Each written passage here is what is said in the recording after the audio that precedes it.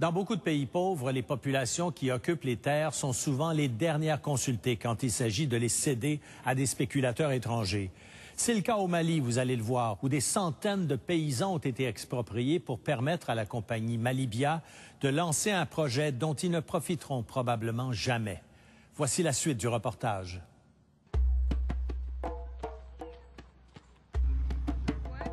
Les travaux d'aménagement du canal d'irrigation progressent rapidement et ils bouleversent déjà la vie de certains villageois à Kolongo.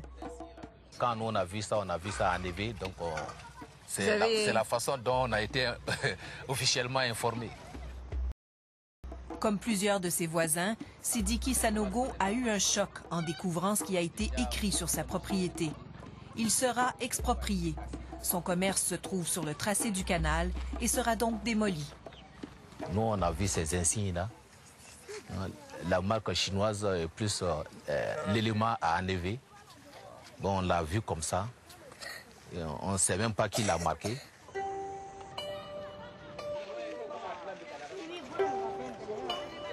Les expropriés, 57 familles, ne savent pas non plus comment ils seront dédommagés. Et leur nombre va augmenter lorsque Malibia entrera en production. Des villages entiers se trouvent sur les 100 000 hectares des Libyens. Le directeur régional pour l'Office du Niger promet que des compensations viendront. Bon, nous sommes en train de voir. On peut les compenser en nature, si j'ai dit en nature, de les construire des bâtiments, des maisons et de les construire des vergers. Dans les cas contraires, on peut leur donner l'argent en liquide. Rien n'a été précisé. Et nous sommes comme ça, nuit et jour, souvent on ne dort pas.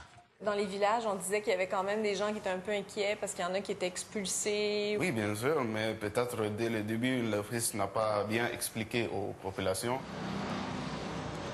C'est le reproche principal que l'on fait aux autorités, le manque d'information. L'entente cadre entre le gouvernement et la société libyenne n'a jamais été rendue publique. Il n'y a aucun détail dans ce contrat qui permet de verrouiller les intérêts du Mali. Le syndicat a obtenu copie de l'entente. Il est loin d'être rassuré. C'est le flou total. La convention contient très peu de garanties pour le Mali. Les Libyens louent gratuitement les terres pour 50 ans, un bail renouvelable. Ils ne payent que pour l'utilisation de l'eau. Pas un mot sur ce que les Libyens feront de leur riz. Ça peut être une catastrophe totale parce que le Mali va se trouver dans une situation où on aura un empire libyen à l'intérieur des terres de l'Office du Niger. La construction des marchés agroalimentaires localisés. Le ministre de l'Agriculture malien se défend d'avoir trop concédé aux Libyens. Même si l'entente cadre est très générale et qu'aucune étude d'impact n'a encore été faite, il ne s'inquiète pas, ni pour l'eau, ni pour la destination principale des récoltes. Même si vous avez des accords, vous savez, dans les accords, on n'écrit pas tout, mais il y a toujours les moyens de trouver des consensus, justement, pour que, en cas de crise, que la production qui est faite au Mali serve et les Maliens et les Libyens. Moi, je pense que tout cela, c'est réglé entre nous et il n'y a aucun problème par rapport à ça. En fait, le ministre semble surtout compter sur la bonne foi de son partenaire libyen pour protéger ses intérêts. La Libye est un pays ami du Mali. La Libye accepte d'investir au Mali dans un cadre de partenariat mutuellement avantageux. Et je pense que cela est très clair. Ce qui est clair, c'est que partout au Mali, la présence de la Libye se fait de plus en plus sentir. Sur le bord du fleuve Niger, dans la capitale Bamako, Malibia construit cet immense complexe pour le gouvernement malien. Les Libyens financent aussi des hôtels et des mosquées comme celle-ci à Ségou, à quelques kilomètres de leurs terres. Et le vrai problème, c'est que la Libye, à mon avis, la Libye veut prendre toute l'Afrique. Vous savez, ce n'est pas simplement les terres. Aujourd'hui, la plupart des biens hôteliers, la plupart des investissements, c'est la Libye. Parce que nous sommes des pays sahéliens qui n'ont pas de ressources. Et la Libye, avec ses ressources pétrolières, elle est en train de tout acheter.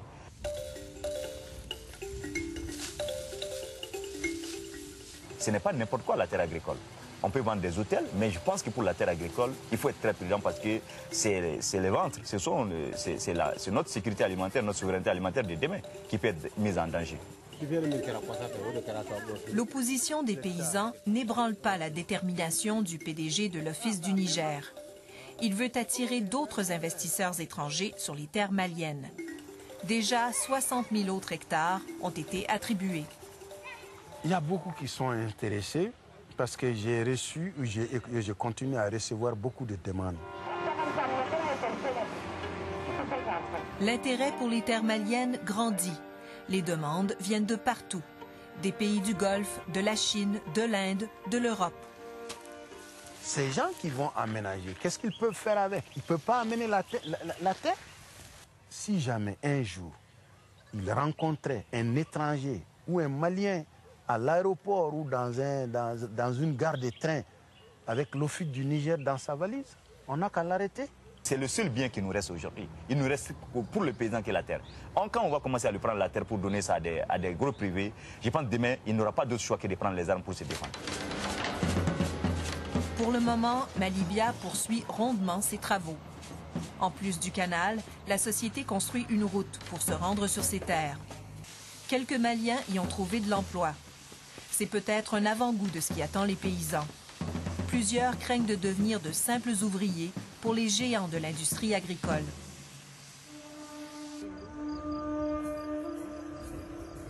Tu as vu le plat là? Ouais. Donc quand il y aura assez de vent maintenant, le vent va faire partir le riz et que le caillou va rester dans le plat là. Antoinette Dembélé n'a ni terre ni travail. Elle a été chassée du petit lopin qui lui permettait de nourrir les 3 enfants de sa fille décédés. Son jardin a été détruit pour faire place au canal de la société libyenne. Charlotte lui permet de venir travailler sur sa parcelle.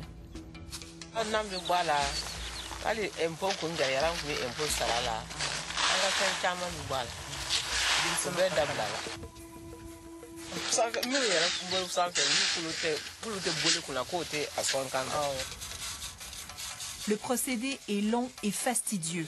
Aucun grain n'est gaspillé. Antoinette pourra garder le tiers du riz qu'elle arrache ainsi au vent.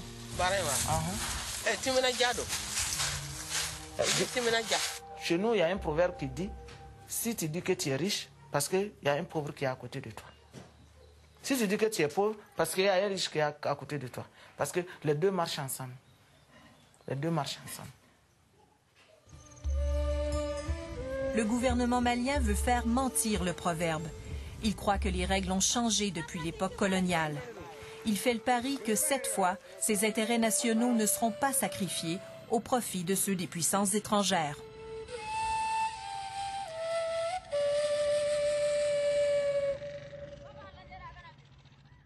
Chantal, on a vu le pouvoir qu'exerce la Libye au Mali, mais il y a aussi beaucoup d'autres gros joueurs dans le monde.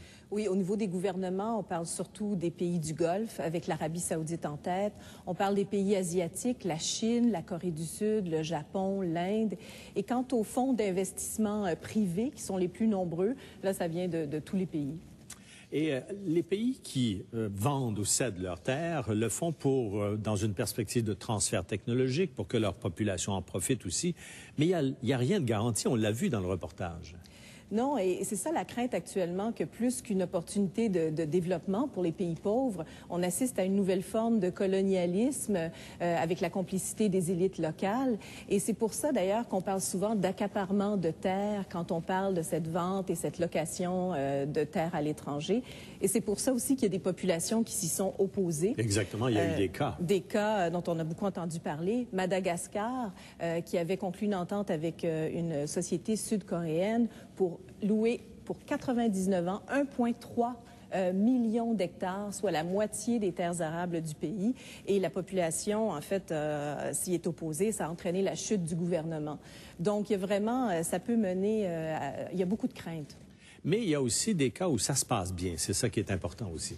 Le rapporteur spécial sur le droit à l'alimentation de l'ONU me disait même qu'au Mali, il y a une société néerlandaise qui, en fait, fait ça d'une façon tout à fait différente. On a consulté la population, il n'y a pas d'expropriation, il y a une assistance des paysans, on travaille avec des coopératives. En Sierra Leone, il y a aussi une société suisse qui semble être un modèle. Et là, il y a eu des études d'impact date exhaustive, il y a des garanties de retombées pour le pays. Donc, ça peut se faire d'une autre façon. Et dans le moment, il y a vraiment toute une réflexion au niveau des organisations internationales pour essayer d'élaborer des directives. Ou des critères. Comment fonctionner pour les investisseurs et pour les pays hôtes. Et l'idée, c'est vraiment que ça se fasse avec plus de transparence et que ça bénéficie, que les populations locales en bénéficient. Parce qu'autrement, le rapporteur spécial dit il risque d'avoir de plus en plus de conflits sociaux à cause de la terre. Merci beaucoup, Chantal. Au revoir.